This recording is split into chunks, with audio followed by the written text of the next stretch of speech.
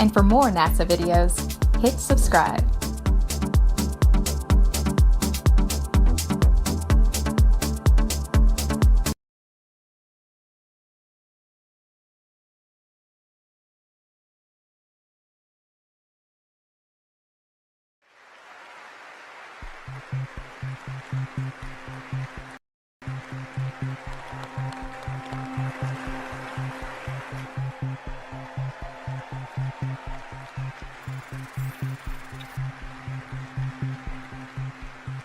Ladies and gentlemen, your Artemis II crew. This is an amazing opportunity, and it's an amazing time in history. We're sending people to the moon. I mean, getting people to the moon and back is a significant thing, and it's something we should celebrate. And when we announce... That's part of history. That big event that causes all the excitement, that's the one they remember, and after that, it's routine. It's get back to work. So I think that's what you should expect. Yeah, the flight rate is pretty low, and none of us will fly another Artemis mission likely, but it'll still be something to celebrate. And I'm just happy for our agencies and our countries that we get to be a part of this time right now.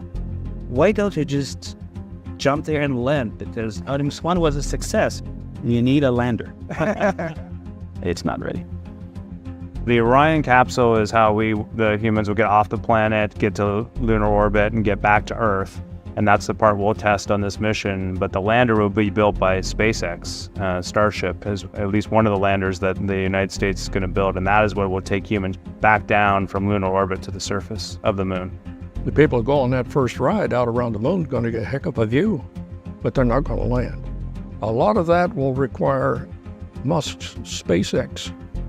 If his big Starship doesn't pass muster here pretty soon, that's going to put a real block in the schedule.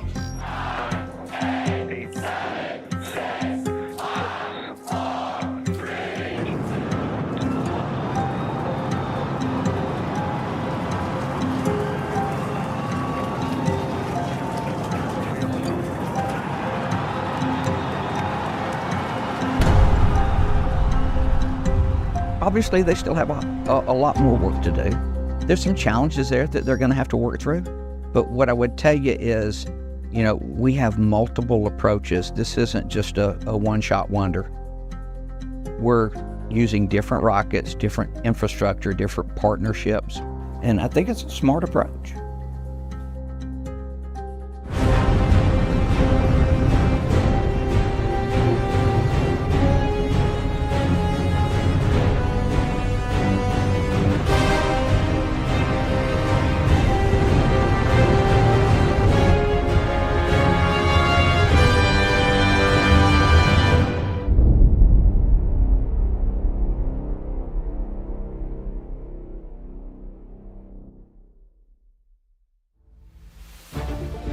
Back to the moon and beyond.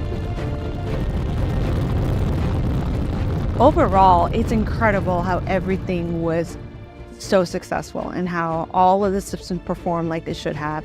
And I got to give it to the mission. Full environmental control and life support. That didn't have crew. Full environmental control and life support. That didn't have crew waste systems. It didn't have food systems. So it didn't have a lot of the things that we waste systems. It didn't have food systems. So it didn't have a lot of the things that we need to fly crew on board. It was really an engineering test of the spacecraft, the propulsion systems, the thermal protection system, the structures, the avionics. This is going to test also now the life support systems and all the environmental systems that needed to support our crew members.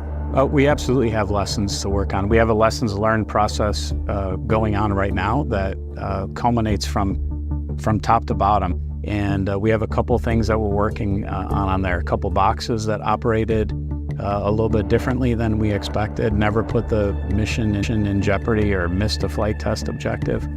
We have some work to do on the heat shield that we're trying to understand. So flawlessly, I would say, is a good word, but it doesn't mean without some things that we still need to look at and work on.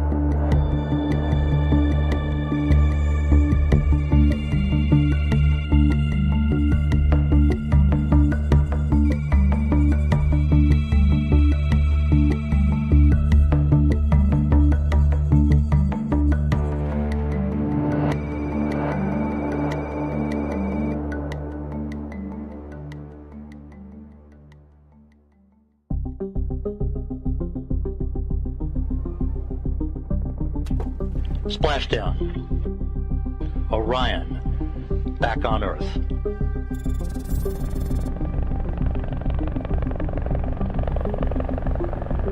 It's not that we're back to that old technology. It's you got to think about the requirements, the size of the vehicle, the weight of the vehicle, the speed we're coming back at. It's way faster than shuttle. The design just and the requirements drove you to a capsule, and those decisions were made a while back. But they went through multiple straight studies to figure out: is it better to do recovery as with a capsule with parachute? Is it better to do a recovery where you have a vehicle that lands flying into the atmosphere? You need a force to slow you down, and if you're not using the atmosphere, then you need an engine or a rocket, and you need fuel for that. So if you take that fuel with you, then you're carrying that fuel all the way to the moon, and you're bringing it all the way back. That's the beauty of the direct entry, is you don't need that. You utilize the Earth's atmosphere to slow you down, and you don't carry any extra weight with you out to the moon. SpaceX does land on the water, so they also made a decision, and they land also with parachutes with their human spacecraft, and they got there too. They decided this is probably based on our requirements, based on bringing the risk down, that this is the safest method to do it. Because some people do it different. You know, the commercial crew vehicle from Boeing actually lands on land with airbags that deploy before it. Soyuz lands on land, and right before it lands, it's the fire or thruster, but everybody actually uses parachutes. And why do we use parachutes? Because we found that it's the best way to slow the vehicle down. It's the best way to give us redundancy and risk. You can just see that every company, every government agency makes those trades and ends up making decisions based on their vehicle, what their requirements are, and what risk tolerance they're willing to accept. The challenges of re-entering the atmosphere at Mach 25, 11 kilometers per second, they haven't changed. And it turns out the shape of spacecraft, in order to efficiently and safely re-enter through the atmosphere at enormous speeds like that, capsule shapes are really optimized well for that. Maybe someday when much more advanced technologies allow airplanes to fly like Star Wars, we're a long way off for that. The Orion spaceship is an expansion of Apollo, but it's not Apollo on steroids, as some people have said. It's using current technology to the best effect. It is a larger version of the Apollo design and plan form, but it's pretty spacious, pretty nice, and Lord, the Apollo spacecraft was only about the size of a Volkswagen inside. That's about how much room they had to get around. This one is large and spacious. So, yeah, what it is basically all good stuff expanded.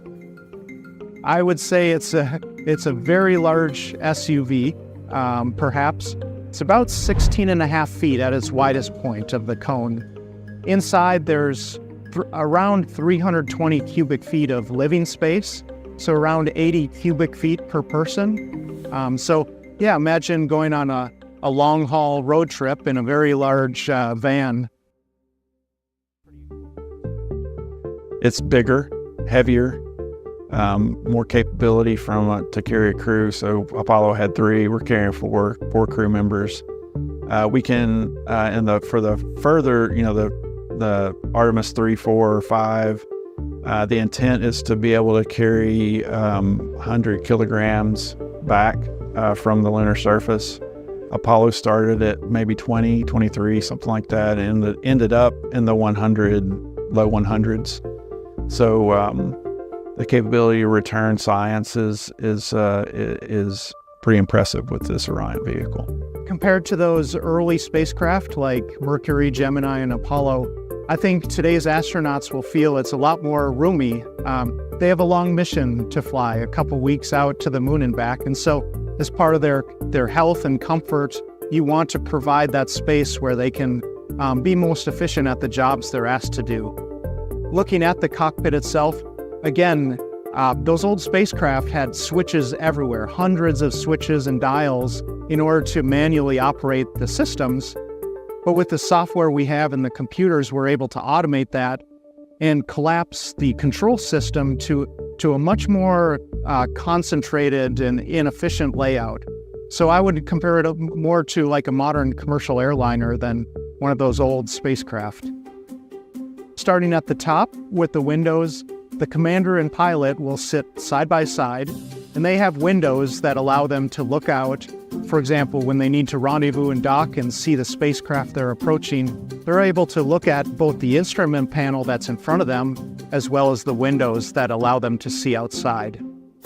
Below them in a 2x2 orientation is the mission specialists, and they'll be oriented in that configuration for launch and landing. But when they're not in that, they can move around, get out of their seats. There'll be 4 sleeping bags, and in the space station and other things, we allow the crews to sleep where they find it most comfortable. What you see before me, down here at the base of Orion, is the waste collection area. This is the toilet that the astronauts will use for their 3-week mission. Separately, on a different part of the spacecraft, is the food preparation area where they can get drinking water. And naturally, you want to separate where you eat and drink from the waste collection part. Right next to the hatch are these emergency systems. So there's a crew survival bag here, and there's a life raft on board. So in the unlikely event of a problem where the crew needs to get out quickly, you want your emergency supplies right by where you're gonna exit, so they can quickly grab it and go outside. This is our external hatch. It's what protects the crew from the vacuum of space. It's an outward opening hatch, and so what you see oriented around it are latches. Basically keeps the hatch sealed against the pressure of the inside. So all these mechanisms are a way to keep the hatch closed, but also in the event of something really bad, can allow it to open very quickly. The next feature I want to point out is the tunnel that you see right behind me. This tunnel leads to a docking mechanism and a hatch, which once Orion docks to its next spacecraft, whether it's the human landing system or the Gateway outpost, it'll make a hard seal in between those spacecraft. The astronauts will float up through this tunnel, they'll remove that hatch, and they'll be able to transfer into their next vehicle. This is one of the areas we've really benefited from through the shuttle and the International Space Station and the other programs. We've standardized docking mechanisms. The key is going to be to make sure that as we get those parts together, as we get the Orion capsule, and whether that's one lander or another, and I know there's 2 on contract right now, is to make sure the pressure differentials and the temperatures and everything, to make sure that as we open the hatch, everything goes well. The docking themselves is pretty standardized. It's really about making sure that what we would call interface control is done correctly.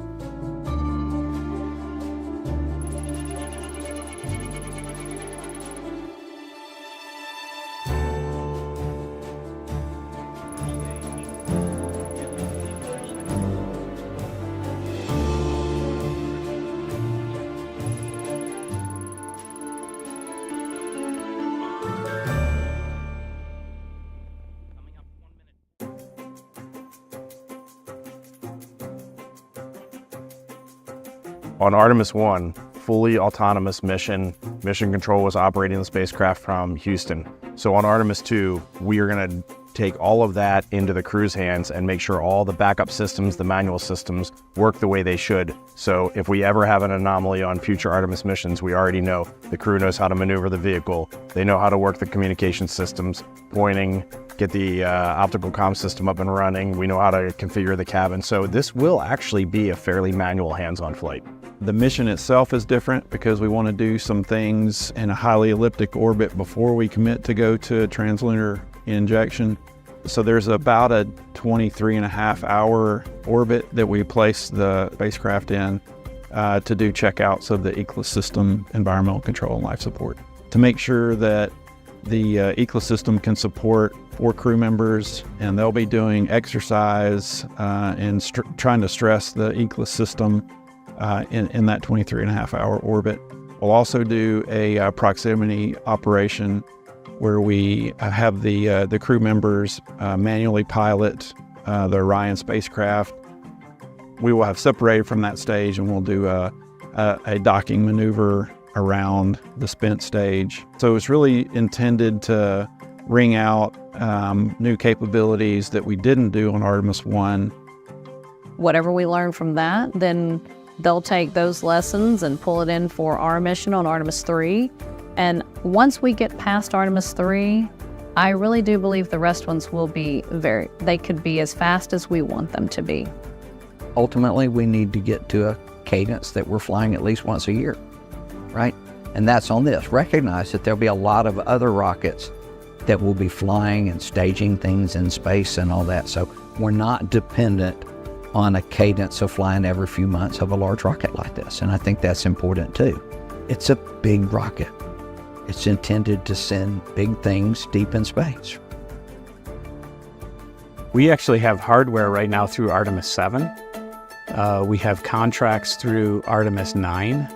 So on paper, I'd say contracts through 9 and hardware through 7. So I think we're a very hardware-rich program. We'd like to have some more hardware in case we run into some problems along the way. But we're building stuff for Artemis 7 today, which is right now Artemis 7 is scheduled out in the 2030s. The first iteration of the SLS core stage is obviously focused on returning astronauts to the surface of the moon, which is a feat in and of itself. Beyond that, as I mentioned earlier, we are intending to go to stay. So to do that, we have upgraded variants of the SLS core stage, which have even further thrust capabilities to be able to supply cargo to the astronauts who will be sustaining a long-term presence on the surface of the moon. Artemis 1 launch was the Block 1 configuration. The minimum capability for that rocket was in the 70 metric ton range. We have the evolvability of the rocket to take us from a Block 1 to a Block 1B, which is the next step in advancement. It is an upgrade in the second stage propulsion system. The current for the Block 1, the propulsion system is powered by one engine, whereas the Block 1B will have upper stage with 4 engines. To take it from a Block 1B to a Block 2, which is the final of those evolvable states of this hardware, it takes us to about 120 metric ton payload capacity. The core stage, being the backbone of the propulsion system for the entire vehicle, has approximately an 8-minute duration. That is the lifespan from RS-25 engine ignition sequence to jettison from the upper stages of the vehicle itself, wherein it'll fall back to Earth and disassemble itself safely. Beyond that, the upper stages will continue on with the translunar injection and the different mission profiles. The orange is the foam on it. It's an insulated foam. And if you look back to the beginning of the space shuttle program, we had a white tank, and that was just because we painted the foam. Well, we realized that the foam was capable of withstanding the environments, and that saves a lot of mass. You know, you were talking about thousands of pounds of paint. Well, if you're not carrying the paint, then you can be carrying other cargo. Once the SLS core stage is completed here at the Michoud Assembly Facility in New Orleans, we have a floating barge dock at the facility where we load the core stage onto a purpose-built barge called Pegasus, and the barge takes a sea journey around the tip of Florida and to the East Coast at Cape Canaveral, where we offload at the Kennedy Space Center and transport the core stage into the vertical assembly building there at Kennedy for integration with the remainder of the rocket, the solid rocket boosters, as well as the Orion crew vehicle in preparation for launch.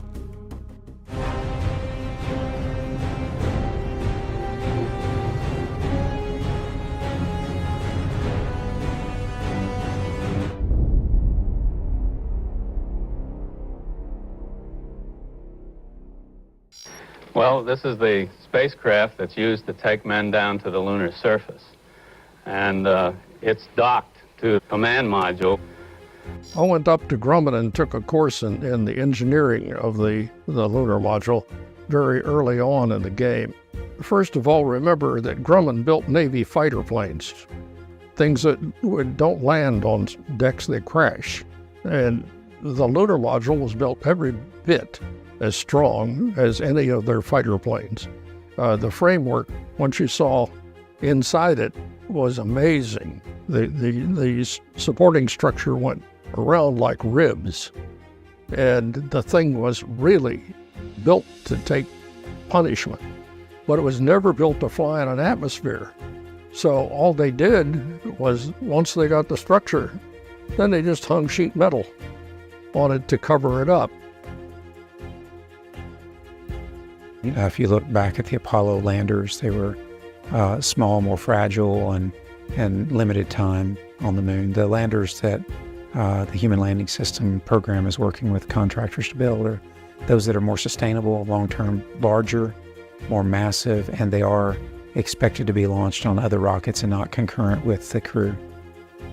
Having a couple of companies is something that the government would have supported one way or another anyway.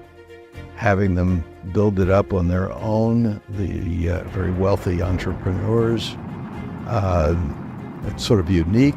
It's very, probably a very American solution in a way, but it's not without its costs and potential future problems as well. SpaceX, for example, right now has proved themselves to be reliable. They are the major launch company in the United States. And of course, there's always the risk of monopoly power. Now, just being the only one right now that with a lot of capability is not necessarily bad.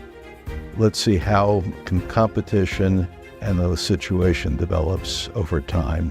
I don't want to make any predictions, but I think we need more than one reliable competitor if we're dealing with private companies in relation to the government.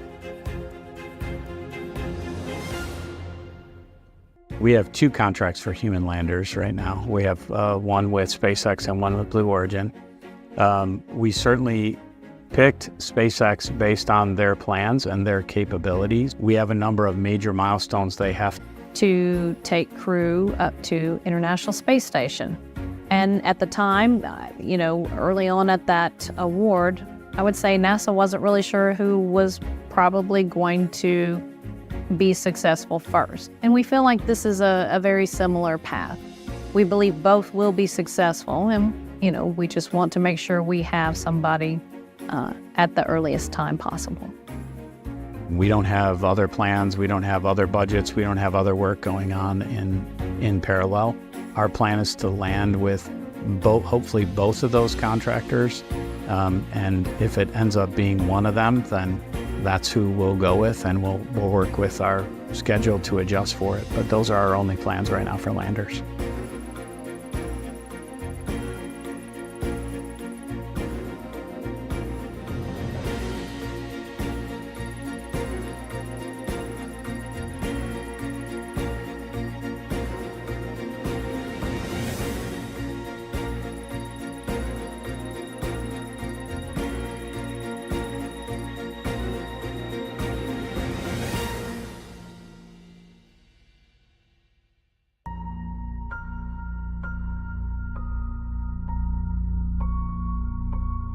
The size of Starship is around 50 meters tall. The size of the Blue Moon lander is around 16 meters tall.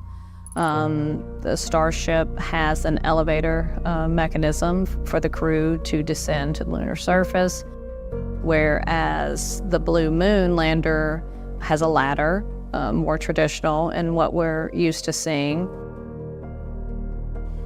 They have different propellants, one's hydrogen, the blue is hydrogen, and SpaceX is methane. In general, though, there's a lot of similarities. They both require multiple launches. The Blue Moon lander also requires propellant transfer and aggregation that occurs in halo orbit, whereas SpaceX is doing all that in low Earth orbit. We'll take Artemis 3, for example, which is the first moon landing at the South Pole. So what we will do is the HLS Starship will be the first to launch. There'll be a series of tanking operations. So SpaceX will send up a depot, which is very similar to your gas station. And then they will send up tanker flights. And those tanker flights will fill the depot full of propellant. Then we send the Starship. So the Starship then launches, it docks, and it performs propellant transfer. We'll actually launch the lander first, and the lander will go up in both architectures and fuel through their cryogenic depots, and then the landers will go into orbit, into our near rectilinear halo orbit, this unique orbit around the moon. For Artemis 3, Orion will dock directly to the lander, and the lander will go down to the surface, come back up from the surface, Orion will come home. Future missions, the lander will go up and be serviced, be filled. We'll go to our Gateway, our lunar orbiting space station. Orion will go to Gateway, and the crew will transition into the lander, 2 of the crew, go down to the surface. The other 2 will wait up in Gateway and do science and experiments up there. I remember people seeing this as a concept in the Apollo days. Space station that'll be in orbit around the moon as a staging base for anything you want to do in that neighborhood. Well, the Gateway Outpost is currently planned to have a robotic arm, much like the current ISS space station. But the way we plan to help build the Gateway using Orion is to launch big pieces on the SLS rocket. Now, on the way to the moon, Orion will turn around, he'll grab those pieces, and he'll deliver it and dock it to the Gateway. So it's a kind of a piece-by-piece assembly approach. It's likely that the moon itself and the space station orbiting it in the future will be the way stations, even fueling stations, for rockets that are on their way to Mars in the future.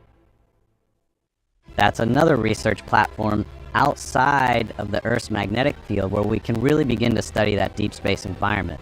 Spending time at the Gateway is very similar to traveling to Mars. So we can begin to learn about how does food respond, how do pharmaceuticals respond, how do people respond for that kind of a trip.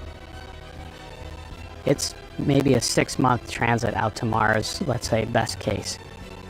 We can actually simulate a Mars transit by putting a crew on Gateway for 6 months with the right logistics, and then send them down to the surface of the moon, let them operate for 30 days, come back to Gateway, stay there for 6 months, and then come home. It's like a Mars mission, and we can understand how our systems and how our humans operate after long exposure to space and then operating in a partial gravity environment on the moon.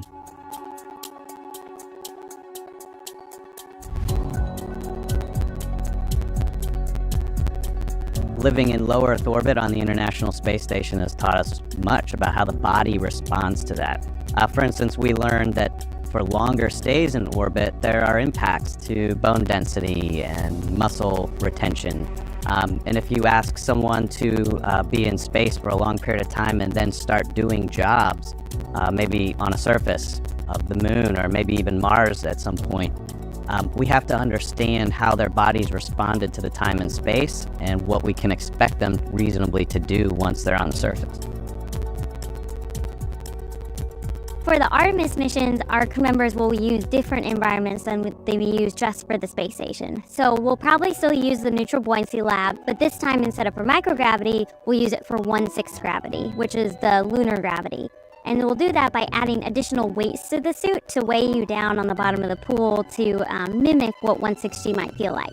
We also might use Argos, which is the active response gravity offload system, which basically is a smart gimbaling system that can pick up 5/6 of your weight, so you can only feel that 1/6 gravity effect.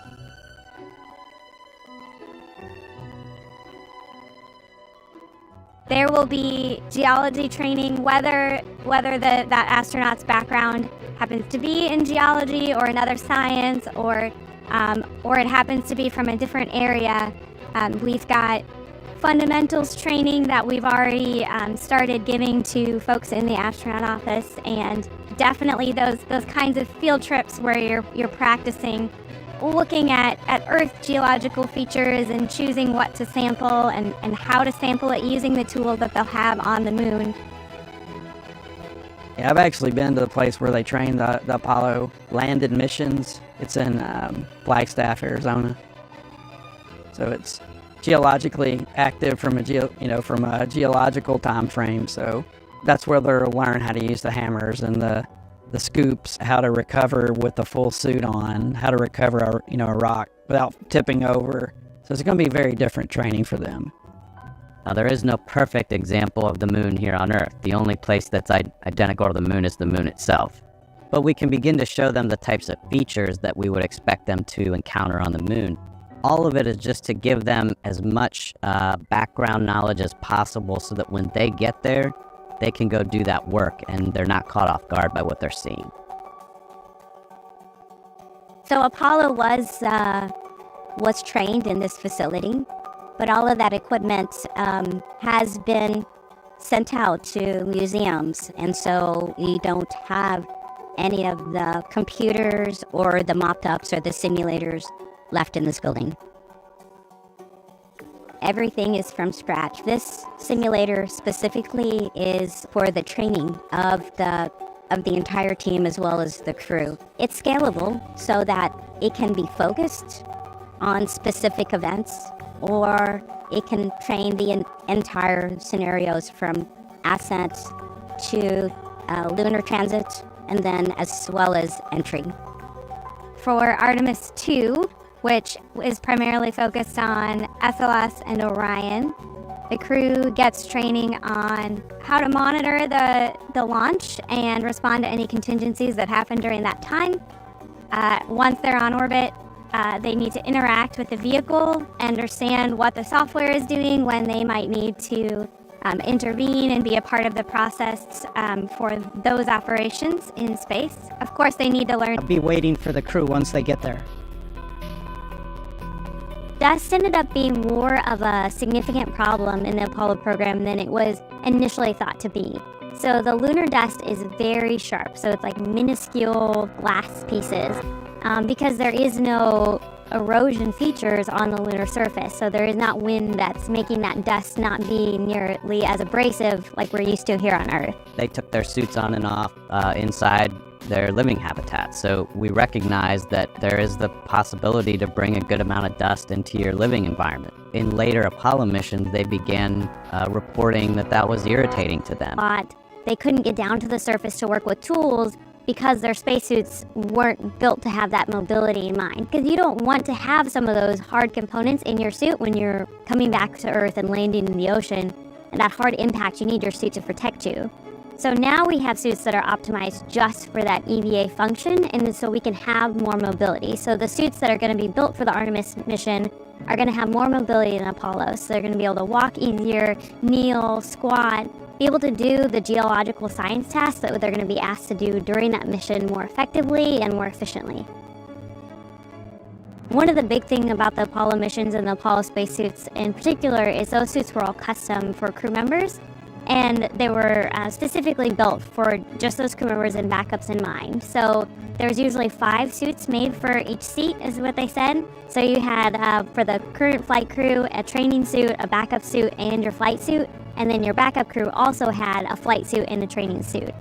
And as the missions went on, each suit cost more and more, and you'd have to make all these different suits. And so it wasn't very economical. So really during shuttle, we started to make modular suits. And this also helped open up a bigger range of sizes that we can fit. And so now for the EMU that they use right now on the space station, you have different components, small, medium, large. You can mix and match and be able to fit a larger crew member and crew population. And we want to continue that for the Artemis missions. We're looking to our partners to be innovative in their solutions and creation of things like suits and rovers and habitats and anything. So we have two companies that we're looking to help us with landing. We have multiple companies that are helping us build a gateway. NASA recognizes that if you try to go and explore space as an individual agency, it's probably going to be very difficult. That's why we have established the Artemis Accords, so that we can begin having conversations about how we work together, how our nations treat each other in space as we try to go do this bold endeavor together. We're talking about that safe, transparent, peaceful, and prosperous exploration. And part of that is, number one, respecting historical sites. We feel it's very important to respect the Apollo sites and not disturb them. Some way of marking that, commemorating it, demonstrating it. So if the political relationships are there, the space cooperation follows as a way of making that tangible and visible. If the political situation is not there, space cooperation simply is not going to occur. On behalf of the United States and the American people, let me just tell you all how delighted we are and how pleased I am to be able to congratulate you on this momentous occasion. At times, they've been very welcome competitors and very welcome partners in all of this. We've drifted out of that now. One of the breaking points, I think, within NASA was the price of rides on the Soyuz to the space station. The truth of the matter is, Russia could have kept us off the space station if they wanted to. But I did notice that the price of a seat for an American astronaut went up every time we flew it. That was not good in terms of goodwill between the two of us. It didn't help much. And when Musk came along with his spaceship that could transport American astronauts, it was a big relief. Technically speaking, Russia is still very capable. And they have rockets, they have the capability to do things. Politically, economically, they're in a different position now. And of course, China has invested extremely fast and heavily into space technologies, is at today, anyway, a major competitor in moon programs. We worked through space station in an era where the U.S. and Russia were tenuous at times. And we still continue to work together on that program. So that's when I think of times when you can rise above things to work together on goals. I think space and science is an area where we can do that. So it gives me hope that we can in the future. The thing about the moon is it has many different price points. It has things that are really major, like pressurized rover, they're billions of dollars. It has things that are fairly small, fairly affordable, that a developing country can do. When I think about how we cooperate with both other nations and companies, the word competition doesn't come to mind, but the word cooperation does. One of NASA's missions, stated missions, is actually enabling space. Every time we do something, we enable a market, we create a market. Every time we take something that has never been done before and show that it is not only doable, but that there could be a market around it, that is a success for NASA.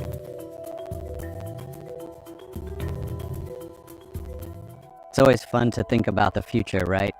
What our plans are right now is to begin placing hardware that we can reuse. We want to leave tools behind. We want to leave rovers on the surface that can explore when our astronauts are not there. First landing, and then we go to Artemis 4, where we have Gateway in place, and it'll be our first mission where we land from Gateway, and we have 2 crews staying on Gateway doing the science that I mentioned. Then we'll go to Artemis 5, where our plans right now are to have our lunar terrain vehicle waiting for the crew on Artemis 5 as they come down from Gateway. That will allow them to go much further on the surface. And then we get on to Artemis 6, where we'll probably add the airlock to Gateway, which means we can do spacewalks from Gateway to do repairs or do science or enhance Gateway. Then we'll move on from there with our pressurized rover, which is basically the crew can drive about 20 kilometers on the surface in a shirt sleeve environment and do their spacewalks from there. place their science experiments, bring rocks back from a different place. And then we'll be going just about every year, where we'll eventually add a surface habitation capability. Eventually, after that, we're trying to get to 4 crews to stay for 30 days. I would love to see a complex of buildings that included a habitat, some manufacturing. Can we take the regolith and do something useful with it that we don't have to bring from Earth, that we can build maybe part of those habitats from that. So first is a good habitat. And then I think outside of that, it'll be the things that characterize any good civilization, which would include science, exploration, and would include art at the end of the day. I think it'd be very similar to the Antarctic science bases for the various nations that have bases at Antarctica. And if we can come to a common agreement, the law that works in Antarctica ought to apply to the moon pretty well, I would think. So you probably have scattered bases among the competitors, and who knows, we might even have cooperation between them. I think we're a few years from a lot of habitats on there. I know how difficult it is to get a lander and a rover down there, and RHAB, and I believe we have a tremendously capable team to do it. And that might not be on the surface of the moon, that might be in orbit around the moon. That may be the jump-off point from which we leave to go to Mars. That's all part of this open concept of considerations we have to take into account, right? I think people will be very fascinated by when we look at technologies such as nuclear thermal propulsion, and that is a deep space technology that NASA and industry partners are championing to be able to pilot our astronauts from the lunar exploration and lunar orbital launch pads that will orbit the moon to perhaps the surface of Mars or other heavenly bodies. I've heard one of our senior leaders say, the destination may be the same, but we're different. Our technology has advanced, our surveillance has developed, and there's just more things to explore. And that's one reason that I believe that the moon mission is still a viable mission. The technical end of this isn't the same challenge that it was in the 1960s. Even today, launching a rocket does not have the reliability that getting on an airplane has become. Rockets do fail. Space is a harsh and rough environment. It's one of the things that makes it expensive. It isn't a question of whether we can. It is a question of when and how much money we invest in it. I'm confident when Christopher Columbus went and asked Queen Isabella for the money to send ships all the way around the world, that there were people that thought that was foolish. There's plenty of food, there's plenty of capability where they could not envision the world that was opened up and the exploration that occurred after that first voyage. And similarly, I don't think our imagination is sufficient to imagine where we're headed in this great quest.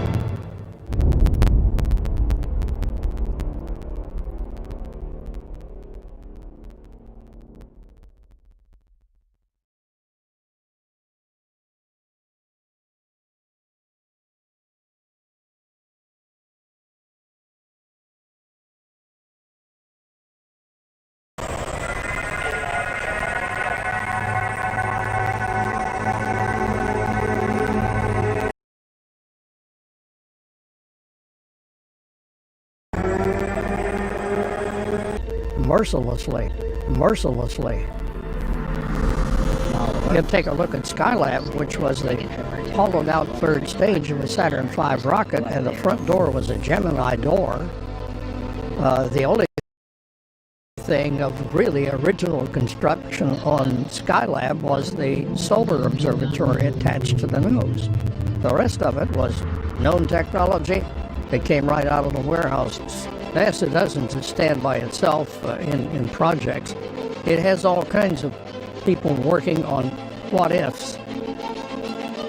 As the last Apollo crew worked on the moon, the engineers on Earth prepared for tomorrow's day in space.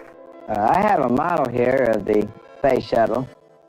As you see, it resembles a delta-wing airplane on top of a propulsion system.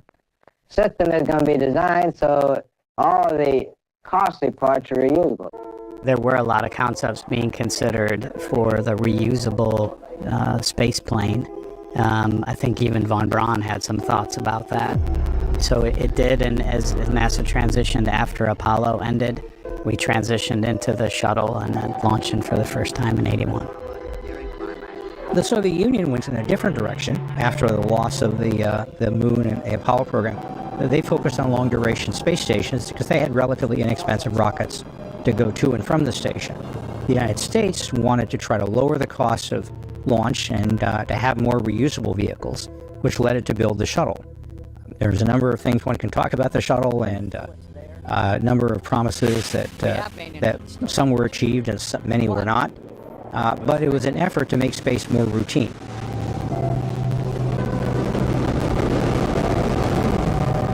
I remember I was in the White House when President Nixon presented the first model of the space shuttle and the way it was going to look.